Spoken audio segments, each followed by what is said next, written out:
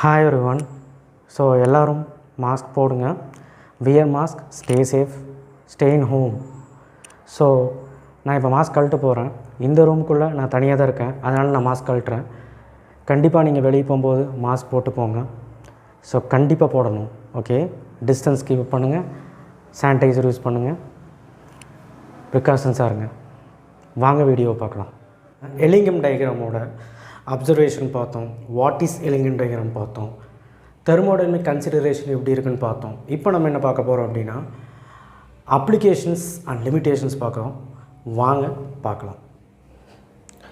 So right, இப்போ வந்து பார்த்திங்கன்னா application of Ellingham diagram. So நான் ப்ளாட் பண்ணி வச்சுருக்கிறேன், அதுக்கு தகுந்த மாதிரி அப்ளிகேஷனுக்கு தகுந்த மாதிரி ப்ளாட் பண்ணியிருக்கேன். நீங்களும் பரீட்சையில் இந்த மாதிரி ப்ளாட் பண்ணி போட்டுக்கலாம். ஓகே ரைட், எல்லாமே போடணுன்னு அவசியம் இல்லை, எல்லா ரியாக்ஷனும் போடணும்னு அவசியம் இல்லை. 3 பாயிண்ட்டுக்கு தகுந்த மாதிரி தான் நான் ப்ளாட் பண்ணியிருக்கேன். Okay right. ஓகே, நமக்கு என்ன தெரியும் எலிங்கம் டயக்ராம்னா என்னென்னா, ஒரு டெம்பரேச்சர் டிகிரி செல்சியஸ்க்கும் delta G not standard free எனர்ஜிக்கும் உள்ள ரிலேஷன்ஸ் தான் எலிங்கம் டயக்ராம்னு நமக்கு தெரியும்.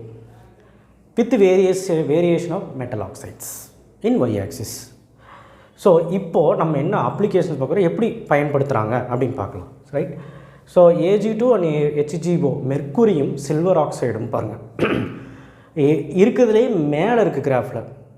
அப்போது நான் என்ன சொல்லியிருக்கேன்னா, decrease in more free energy, அதாவது டெல்டா ஜி வந்து மோர் நெகட்டிவாக இருக்கும்போது தான் ஸ்டேபிளாக இருக்கும் மெட்டல் ஆக்சைட்ஸ். நல்லா மைண்டில் வச்சுக்கோங்க. அதாவது மேலே இருக்க எலமெண்ட்ஸ்க்கெல்லாம் மெட்டல் ஆக்சைட்ஸ்க்கெல்லாம் கண்டிப்பாக டெல்டா ஜி வந்து லெஸ் நெகட்டிவாக தான் இருக்கும். கரெக்டு தானே? லெஸ் நெகட்டிவ் தானே. இப்போ -200 -100 லெஸ் நெகட்டிவ் தானே, இதுதானே மோர் நெகட்டிவ். கரெக்டுங்களா? அப்போ லெஸ் நெகட்டிவ் அப்படிங்கிறது தான் Ag2O and HgO, mercury oxide and silver oxide. அதனால் என்ன ஆகுதுன்னா 600 அண்ட் 700 கெல்வினில் அந்த ஆக்சிடைஸ் வந்து அன்ஸ்டேபிளாக போயிடுது. அதாவது இந்த ஆக்சிடைஸ் வந்து அன்ஸ்டேபிளாக போயிடுது. நல்லா கவனிங்க, டிகிரி செல்சியஸில் கொடுத்துருக்காங்க, இங்கே கெல்வினில் கொடுத்துருக்காங்க. நம்ம எப்படி கன்வெர்ட் பண்ணுறதுன்னு நான் பார்ப்போம். இப்போ 600ன்னு கொடுத்துருக்காங்க, இப்போ இது கெல்வினில் கொடுத்துருக்காங்க. நம்ம வந்து செல்சியஸுக்கு மாற்றணும். ரைட். அப்போ -273 ஸ்டாண்டர்ட் டெம்பரேச்சர் கூட மைனஸ் பண்ணிங்கன்னா நமக்கு ஒரு வேல்யூ வரும். அந்த வேல்யூ வச்சு கண்டுபிடிச்சா நமக்கு வந்து செல்சியஸில் கன்வெர்ட் ஆகிடும். இது சிம்பிளான ஒரு ஈக்குவேஷன். ஓகேவா? ரைட். சிம்பிளான கான்செப்ட் தான். ஸோ இப்போ புக்கில் என்ன தந்திருக்காங்க அப்படின்னா 600 and 700 கெல்வினில் கொடுத்துருக்காங்க. அப்போ கெல்வினில் பார்க்கும்போது அது வந்து அதுக்கு மேலே அந்த ஆக்சைடு போகும்போது அன்ஸ்டேபிள், அதாவது இதுக்கு மேலே போகும்போது ஆக்சைட்ஸ் வந்து அன்ஸ்டேபிள். ஸோ டீகம்போஸ் ஏற்பட்டு ஹீட்டிங் ஆகி absence of reducing agent, decompose on heating, absence of reducing agent. இந்த பாயிண்ட்டை நல்லா ஞாபகம் வச்சு எழுதிங்கன்னா போதும். So absence of reducing agent தேவையே படாது. ஏன் நீங்களே சொல்லுங்கள். அது ஒரு கட்டத்துக்கு மேலே போனதுக்கப்புறம், அந்த டெம்பரேச்சருக்கு மேலே போனதுக்கப்புறம் உருகி மெல்ட் ஆகிடுது, உடஞ்சிருது. இதுக்கப்புறம் எதுக்கு ரெடியூசிங் ஏஜென்ட்டு? ஸோ அதனால் ஸ்ட்ராங் ரெடியூசிங் ஏஜென்ட் தேவையே இல்லை. ஆனால் கீழே இருக்கிற ஆக்சைட்ஸ்க்கெல்லாம், மெட்டல் ஆக்சைட்ஸ்க்கெல்லாம் ஸ்ட்ராங் ரெடியூசிங் ஏஜென்ட் தேவை. இதுலேருந்து தெரிஞ்சுக்க வர்றது இன்ஃபர்மேஷன் அதுதான். புரிஞ்சு படிங்க. ஓகே. நெக்ஸ்ட் யூசஸ் போகலாம். It is use to predict thermodynamic feasibility. அப்போ தெர்மோடைனமிக் ஃபீசிபிலிட்டி என்னன்னு நம்ம வந்து ப்ரெடிக்ட் பண்ண முடியும். கரெக்டுங்களா? டெல்டா ஜி நெகட்டிவாக, ஸ்பான்டேனியஸாக, நான் ஸ்பான்டேனியஸாக, ஈக்லிபிரியமா அப்படின்னு நம்ம வந்து ப்ரெடிக்ட் பண்ண முடியும். Okay. Example, formation of chromium oxide lies above aluminium. நல்லா பாருங்கள், இந்த குரோமியம் லைனும் இந்த அலுமினியம் லைனும் பாருங்கள். இந்த அலுமினியம் லைனத்தோட குரோமியம் லைன் வந்து லைன் வந்து அலுமினியத்துக்கு எபோவில் இருக்குது. எபோதி லைன், எபோதி அலுமினியம் லைன். ஸோ அப்போது என்னென்னா, எது கீழே இருக்கோ அதான் ஸ்டேபிள். நான் இங்கேயே சொன்னேன். அப்போது அலுமினியம் தான் ஸ்டேபிள் குரோமியம் விட. ஏன்னா டெல்டா ஜி நெகட்டிவ், மோர் நெகட்டிவாக இருக்குது அலுமினியத்துக்கு, இது வந்து லெஸ் நெகட்டிவாக இருக்குது. அதை நீங்கள் புரிஞ்சுக்கணும். ஸோ அப்போது மோர் நெகட்டிவாக இருந்தால் ஸ்பான்டேனியஸ் வந்து டக்குன்னு அட்டைன் ஆகும். ஸோ கண்டிப்பாக நமக்கு வந்து என்ன ரெடியூசிங் ஏஜென்ட் யூஸ் பண்ணலாம் அப்படின்னா, அலுமினியம் தான் ரெடியூசிங் ஏஜென்ட்டாக யூஸ் பண்ணுறாங்க குரோமியம் ஆக்சைடுக்கு. ஓகேவா? ஸோ பாருங்கள், formation of chromium oxide will lies above aluminium. Lies above aluminium, அலுமினியத்துக்கு மேலே அந்த குரோமியம் ஆக்சைடு ஃபார்ம் ஆகிருக்கு. Al2O3 is more stable. Correct தானே? ஏன் more stable? Delta G negative is more, அதனால் more stable. For reduction of it can used as reducing agent. அதனால் aluminium வந்து reducing ஏஜென்ட்டாக யூஸ் பண்ணலாம். For reduction of chromic oxide. Chromic oxide reduction பண்ணுறதுக்கு அலுமினியத்தை reducing ஏஜெண்ட்டாக நம்ம யூஸ் பண்ணலாம். இவ்வளவு தான் சிம்பிளான கான்செப்ட். இது ரெண்டையும் கம்பேர் பண்ணி சொல்லியிருக்காங்க, அவ்வளோ. ரைட், நெக்ஸ்ட் போகலாம். இப்போது the carbon line cuts across the lines of many metal oxides. நமக்கு எல்லாம் தெரிஞ்ச விஷயம் தானே. இந்த ப்ளூ கலரில் போட்டிருக்கேன் பாருங்கள். கார்பன் லைன் வந்து எப்படி வந்து மெட்டல் ஆக்சைட்ஸ் எல்லாம் கிராஸ் பண்ணி போயிருக்கு அப்படின்னு சொல்கிறாங்க. So hence it can reduce all those metal oxide temperature, high temperature. அதாவது டெம்பரேச்சர் வந்து பார்த்திங்கன்னா டிக்ரீஸ் இன் ஃப்ரீ எனர்ஜிக்கு மோராக போகுது. அதாவது ஃப்ரீ எனர்ஜி நெகட்டிவ் வந்து மோராக போகுது. இங்கே வந்து கம்மியாக தான் இருக்குது, லெஸ் நெகட்டிவாக தான் இருக்குது. அப்போ இங்கே வந்து மோராக போயிட்டுருக்கு. ஸோ அதை தான் இங்கே மென்ஷன் பண்ணுறாங்க. டெம்பரேச்சர் அதிகமாக it can reduce all those metal oxides. ஓகேங்களா? இப்போது ஒரு எக்ஸாம்பிளுக்கு எடுத்துக்கிறாங்க. FeOவும் அண்ட் CO இன்டர்செக்ட். பாருங்கள், இந்த ப்ளூ கலர் லைனாக பாருங்கள்.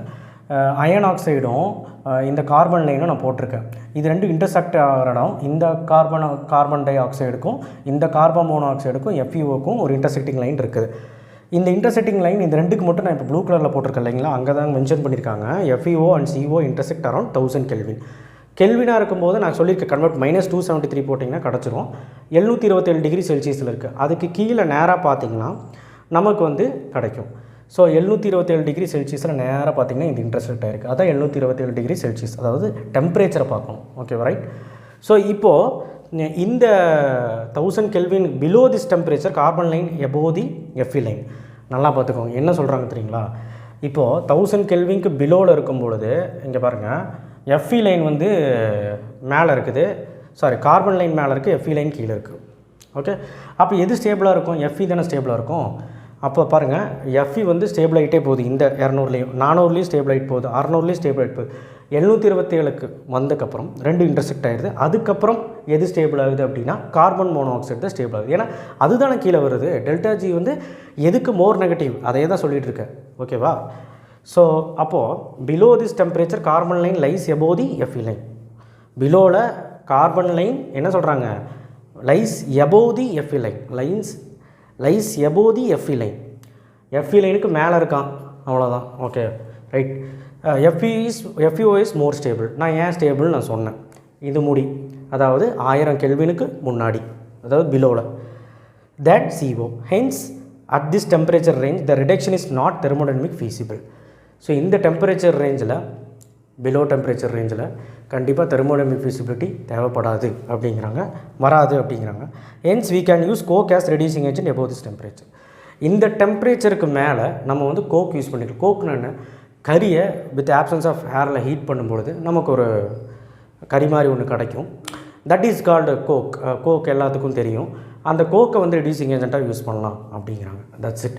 இப்போது இந்த இன்டர்செக்டிங் பாயிண்ட் வச்சு நம்ம பார்த்தோம், டிகிரி செல்சியஸை கன்வெர்ட் பண்ணது பார்த்தோம். Okay, right. இப்போது நெக்ஸ்ட்டு என்ன பார்க்க போகிறோம் அப்படின்னா, இதை வச்சு ஒரு கேல்குலேஷன் பார்க்க போகிறோம். எப்படி வந்து டெல்டா ஜி வந்து கேல்குலேட் பண்ணி பிளாட் பண்ணுறாங்க அப்படிங்கிறது வந்து பார்ப்போம். எது ரெண்டுக்கு பார்க்கலாம் அப்படின்னா, ஒரு 2 ரியாக்ஷன் எடுத்துக்கலாம். ஒன்று வந்து அயன் ஆக்சைடுக்கும், இன்னொன்று வந்து கார்பன் மோனோஆக்சைடுக்கு நம்ம பார்க்கலாம். Okay, right.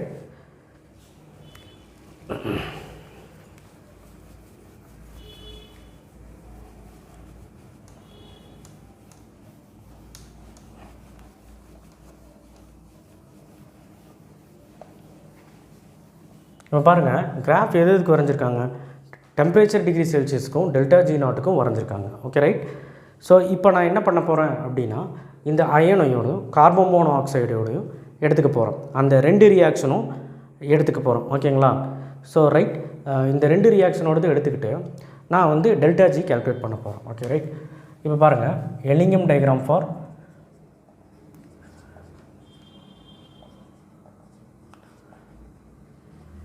For 1500 kelvin. இப்போ 1500 கெல்வினுங்கிறது நான் சொன்னேன் கன்வெர்ட் பண்ணி பாருங்கள் அப்படின்னு. 1500 - 273 போட்டிங்கன்னா 1227 டிகிரி செல்சியஸ் வருது. 1000 - 273 போட்டிங்கன்னா 1227 டிகிரி செல்சியஸ் வருது. அதாவது கெல்வின் டு செல்சியஸ், டிகிரி செல்சியஸை நான் மாற்றுறேன். Okay, right. அதனால் 1227 டிகிரி செல்சியஸில் நான் பார்க்குறேன் கிராஃபில். எதுக்கு பார்க்குறேன்? அயன் ஆக்சைடுக்கு பார்க்குறேன். இப்போ அயன் ஆக்சைடு ரியாக்ஷன் எழுதிக்கிறேன். எதுக்கு பார்க்குறோமோ அந்த ரியாக்ஷன் எழுதிட்டோம். ரெண்டாவது இன்னொன்று எதுக்கு ரியாக்ஷன் பார்க்க போகிறோம் அப்படின்னா கார்பன் மோனோஆக்சைடு லைனுக்கு, அதையும் எழுதுகிறேன். எழுதியாச்சு. ஸோ ரைட், FeO அதாவது அயன் ஆக்சைடுக்கு நேராக 1002 C degree Celsius 7 degree Celsius தானே பார்க்கணும். அதுக்கு நேராக பார்க்கும்போது இங்கே வருது. இங்கிருந்து நேராக y ஆக்சிஸை பார்க்கும்போது -350, அதான் நான் இண்டிகேட் பண்ணியிருக்கேன். அப்போ ΔG1 வந்து -350. ஸோ ரைட், இப்போ புரிஞ்சுக்கணும்னு நினைக்கிறேன். அடுத்து வந்து பாருங்கள், கார்பன் மோனோ ஆக்சைடோடது வந்து பார்த்திங்கன்னா அதே டிகிரி செல்சியஸில் பார்க்கும்போது -450. பார்த்திங்களா, y ஆக்சிஸில் ΔG2 = -450. ஸோ இதை நான் வந்து என்ன பண்ணுறேன் அப்படின்னா கால்குலேட் பண்ண போகிறேன். அதுக்கு முன்னாடி ஒரு சின்ன விஷயம் நான் பண்ண போகிறேன். இந்த ரியாக்ஷன் 1 நான் ரிவர்ஸ் பண்ணிக்கிறேன். 2Fe எதுக்குன்னு நான் சொல்கிறேன். 2Fe + O2 gives 2FeO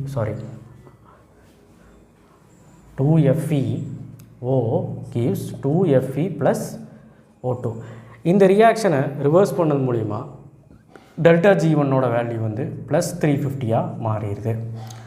so அதுக்கப்புறம் இருக்கிற அந்த கார்பனோட ரியாக்ஷன் அப்படியே போட்டுட்டு ΔG2ஓட வேல்யூவை அப்படியே நம்ம போட்டுக்கிறோம்.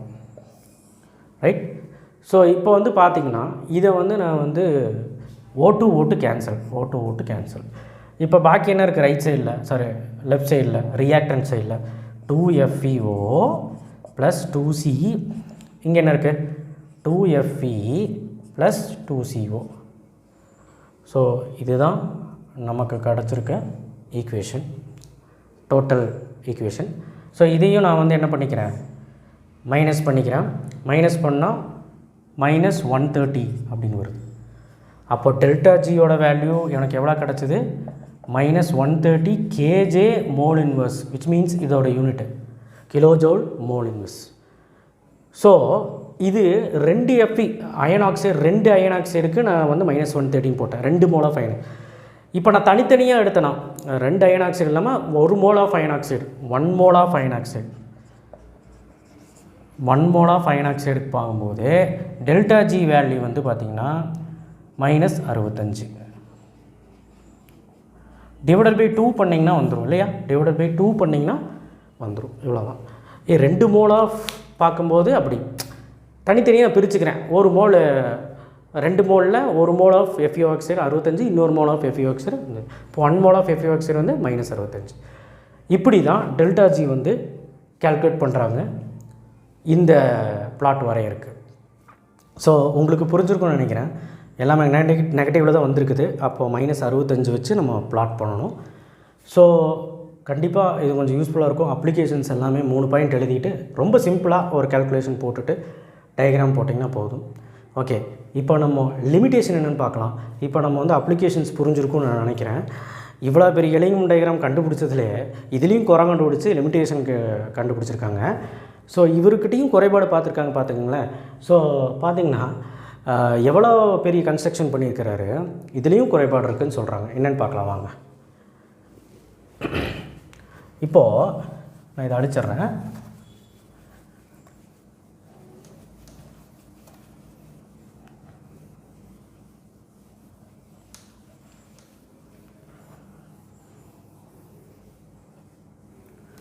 ரைட். இப்போ வந்து பார்த்திங்கன்னா Ellingham diagram limitations. So limitation வந்து பார்த்திங்கன்னா ஒன்றும் இல்லை, சிம்பிளான ஒரு லிமிட்டேஷன் தான்.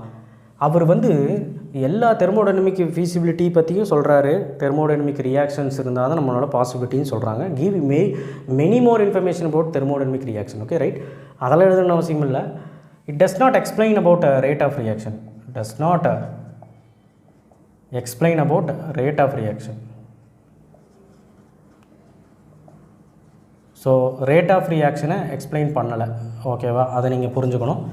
ஸ்பீடு, அதோட ஸ்பீட் ஆஃப் ரியாக்ஷன் அதெல்லாம் எக்ஸ்பிளைன் பண்ணல. பார்த்தீங்களா எப்படி குறை கண்டுபிடிக்கிறாங்கன்னு. ஸோ ரெண்டாவது பாயிண்ட் வந்து பார்த்திங்கன்னா ஈக்லிபிரியம். அதாவது வந்து பார்த்திங்கன்னா ஈக்லிபிரியம் வந்து பார்த்திங்கன்னா ரியாக்டண்ட்டும் ப்ராடக்ட்டும் ஈக்குவலாக இருக்கும் இல்லைங்களா. Reactant is equal to product, இதுதான் ஈக்லிபிரியமாக இருக்கும். பட் இதுக்கும் ஆல்வேஸ் ட்ரூன்னு சொல்ல முடியாது. அதாவது it is not always true. அதாவது எப்போவுமே ஈக்லிபிரியம் கண்டிஷன்லே பண்ண முடியும்னு சொல்ல முடியாது. ஈக்லிபிரியம் கண்டிஷனில் தான் பண்ணியிருக்காங்க. ஒரு சில ஈக்குவேஷனில் ஈக்குலிபிரியம் கண்டிஷன் இருக்காது, அதுக்கு எப்படி பண்ணுவாங்கன்னு எக்ஸ்பிளைன் பண்ணல. ஓகேவா, ரைட்.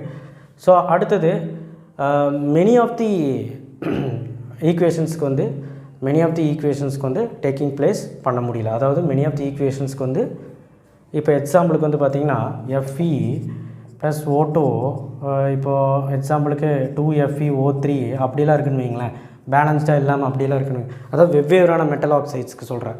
இந்த மாதிரிலாம் இருந்ததுன்னு வைங்களேன், மெனி ஆஃப் தி ஈக்குவேஷன்ஸ்க்கு வந்து அந்த எலிங்கம் டயக்ராம் வந்து போட முடியாது, எல்லா ஈக்குவேஷன்ஸ்க்கும் போட முடியாது. ஓகேவா. Might does not take place for every equation.